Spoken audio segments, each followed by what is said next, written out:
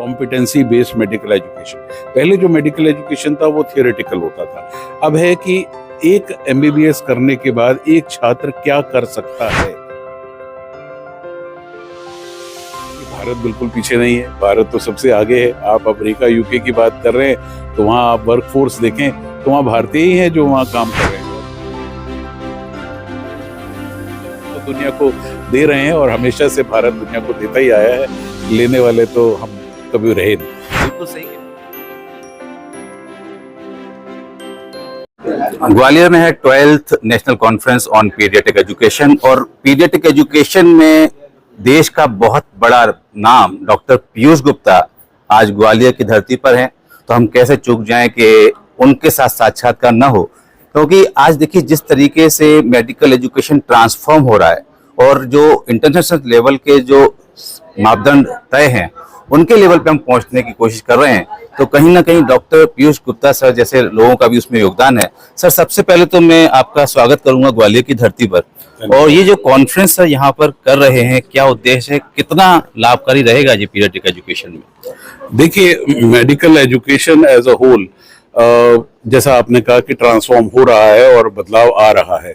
अब हमारी सरकार ने भी एक ये जो नया शुरू किया जिसको हम कहते हैं कॉम्पिटेंसी बेस्ड मेडिकल एजुकेशन।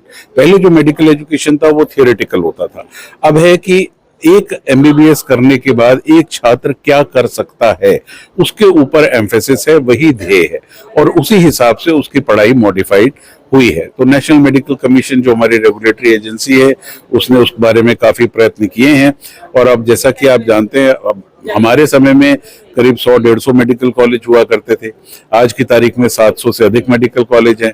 सरकार का प्रयास है कि हर डिस्ट्रिक्ट में एक मेडिकल कॉलेज हो, हर डिस्ट्रिक्ट में हर गांव में डॉक्टर पहुंचे, जो कि डॉक्टरों की संख्या जो अनुपात था डॉक्टरों का और पेशेंट का अनुपात वो काफी कम था, वो अनुपात एक बढ़े ताकि सबको हेल्थ केयर अवेलेबल हो। लेकिन इसमें और भी चीजें हैं कि हम अगर अनुपात बढ़ाते हैं तो एक तो डॉक्टर की अवेलेबिलिटी तो है, लेकिन उसके साथ साथ इंफ्रास्ट्रक्चर की भी अवेलेबिलिटी होनी चाहिए। अब जैसे गांव में आयुष्मान भारत के तहत हेल्थ एंड वेलनेस सेंटर हैं, तो वहां पर भी डॉक्टर हों, लेकिन वहां पर और सुविधाएं भी हों ताकि आदमी को, मेरा मानना है कि दो चीजों के लिए आदमी को गांव से बाहर नहीं जाना चाहिए, एक है शिक्षा और दूसरा है स्वास्थ्य। तो शिक्षा में भी और स्वास्थ्य में भी वही बात लागू होती है। शिक्षा में भी हम कहते हैं स्कूल है लेकिन शिक्षक नहीं है और उसके लिए भी बच्चा बाहर जाता है, तो स्वास्थ्य के लिए भी ऐसा ही नहीं होना चाहिए कि हेल्थ सेंटर है लेकिन चिकित्सक नहीं है या सुविधाएं नहीं है।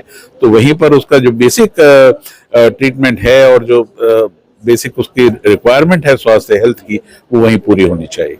तो देखिए बहुत बड़ी बात कह दी डॉक्टर साहब ने कि जहाँ जो लोग हैं वही उनको सुविधा मिलनी चाहिए, लेकिन साथ में सर ने एक बात कही कि मेडिकल कॉलेजेस बढ़ते जा रहे हैं। सर नंबर्स तो बढ़े हैं लेकिन कहीं ना कहीं देखा जा रहा है कि जो स्तर है, कई सारे प्राइवेट कॉलेजेस देखने को मिल रहे हैं कि वो उस मापदंड पे नहीं है, तो क्या कहीं ना कहीं हम उस एजुकेशन के स्टैंडर्ड को जिसको बढ़ाने के लिए आप लोग चिंता कर रहे हैं उससे कंप्रोमाइज कर रहे हैं? देखिए, वो प्राइवेट मेडिकल कॉलेजेस को सिंगल आउट करना थोड़ा ठीक नहीं होगा, क्योंकि कुछ प्राइवेट मेडिकल कॉलेजेस हैं वो बहुत अच्छा कर रहे हैं, कुछ गवर्नमेंट मेडिकल कॉलेज हैं जो बहुत खराब कर रहे हैं। तो ये समस्या प्राइवेट या गवर्नमेंट की नहीं है, ये है कि हाँ कोई किसी भी सिस्टम में कुछ इंस्टीट्यूशंस बहुत अच्छे होते हैं, कुछ मध्यम दर्जे के होते हैं और कुछ नीचे होते हैं। तो जरूरत है कि हाँ जो नीचे काम कर रहे हैं उनको ऊपर लाया जाए। उसके लिए जरूरी है कि ऐसे इंस्टीट्यूशंस को पहचाने और उनके साथ एक मेंटरशिप करें। जो अच्छे कर रहे हैं मैं समझता हूं कि उनके साथ एक लिंकेज होना चाहिए, जो खराब कर रहे हैं उसके साथ, ताकि वो उनके साथ, जैसे अब 24-25 एम्स हो गए, ठीक है, तो एम्स के साथ आपने 3-4 मेडिकल कॉलेज जो खराब कर रहे हैं उनको बांध दिया उनके साथ, तो उनका काम है कि वो उसको किस तरह से उसको ऊपर लेके जाए। इस तरह से मुझे लगता है इस समस्या से हमें पार पाया जा सकता है, और हम उसमें भेदभाव ना करें कि गवर्नमेंट है या प्राइवेट है, क्योंकि समस्याएं दोनों जगह है और अपनी अलग अलग हैं, कुछ कॉमन समस्याएं हैं। बहुत सही सुझाव दिया सर ने कि जो टॉप लीडिंग मेडिकल कॉलेजेस है उनके संग ऐसा एसोसिएशन हो जाता है और जहां पर अच्छी सर्विसेज नहीं मिल रही है, अच्छा मेडिकल एजुकेशन नहीं है, उनको वो हेल्प करें, तो कहीं ना कहीं एजुकेशन का जो लेवल है मेडिकल एजुकेशन का वो बढ़ सकता है। सर आपने काफी सारे बुक्स भी लिखे हैं, पीडियाट्रिक एजुकेशन पे काफी काम किया है आपने, तो कहीं ना कहीं कुछ लगता है, क्योंकि जब हम बात करते हैं अच्छे एजुकेशन की, मेडिकल एजुकेशन की, तो अमेरिका की बात होती है, यूके की बात होती है, भारत अभी कहाँ लैगिंग बिहाइंड है, कहाँ पीछे रह जाता है?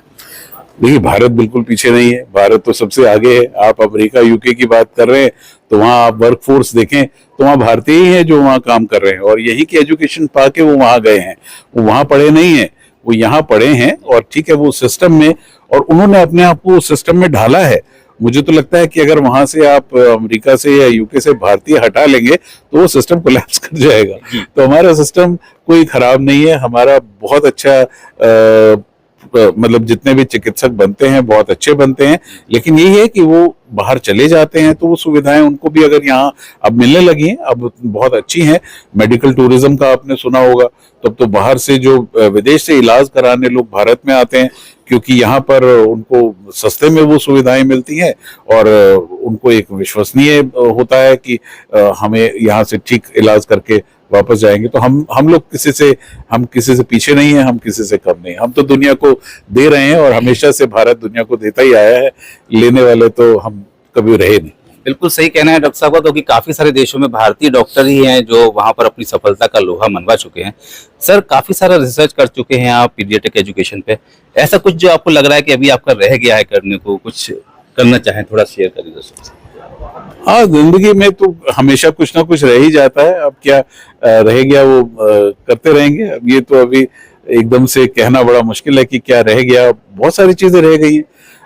वैसे भी साइंस है तो चेंजेस होते हैं। हाँ, साइंस तो चेंज होते रहते हैं, अब ठीक है, लेकिन अब जरूरत है, जो इस उम्र में जरूरत है कि जो हमारी यंग फैकल्टी है, जो हमारे जूनियर्स हैं, उनको मेंटर करें। अब मैं उसमें ज्यादा जोर लगा रहा हूँ कि अब वो आगे करें, क्योंकि उनके पास करने के लिए आगे ज्यादा साल हैं बजाय मेरे पास। तो मैं जितना मेरा ज्ञान है मैं कोशिश करता हूँ कि मैं उसको बांटता रहूं, ताकि उस पथ पर लोग चलें जिस पर मैं चला, या उससे और अच्छा करें अपनी जिंदगी में। बिल्कुल सही है। देखिए, जितना ज्ञान बांटेंगे नए शिक्षक जो हैं, क्योंकि देखिए बिल्कुल सही है कहना कि सर एक उम्र जैसे मेरी भी है निकल जाएगी, लेकिन यदि मैं अपनी मेथोडोलॉजी आने वाली जनरेशन को दे जाता हूं तो उसका लाभ और ज्यादा लंबे समय तक आगे मिलने वाला है। तो यही डॉक्टर पीयूष गुप्ता सर का विचार है, और हमारे साथ आज डॉक्टर पीयूष गुप्ता सर आए, उन्होंने अपने विचार साझा किए।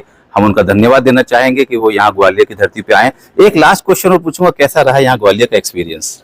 ग्वालियर तो मेरे लिए एक दूसरा घर है, बहुत अच्छा रहा ग्वालियर का, और मैं तो यहाँ बहुत बार आया हूँ। डॉक्टर सीपी बंसल मेरे बड़े भाई जैसे हैं, और सारे ग्वालियर एकेडमी के और ग्वालियर के जो मेडिकल कॉलेज के हैं, डॉक्टर अजय गौड़ यहाँ के हेड हैं, वो हमारे बहुत अभिन्न मित्र हैं। तो ग्वालियर का एक्सपीरियंस तो बहुत अच्छा होता है, और मैं ग्वालियर आना कभी छोड़ता नहीं। तो चलिए, ये थे डॉक्टर पीयूष गुप्ता, और उन्होंने जो भी कुछ अनुभव साझा किए हैं, मैं निश्चित मानता हूं कि कहीं ना कहीं मेडिकल एजुकेशन में और खासकर पीडियाट्रिक एजुकेशन में एक ट्रांसफॉर्मेशन जो होने जा रहा है, उसमें आने वाली पीढ़ी को भी एक बड़ा मैसेज सर दे के जाएंगे।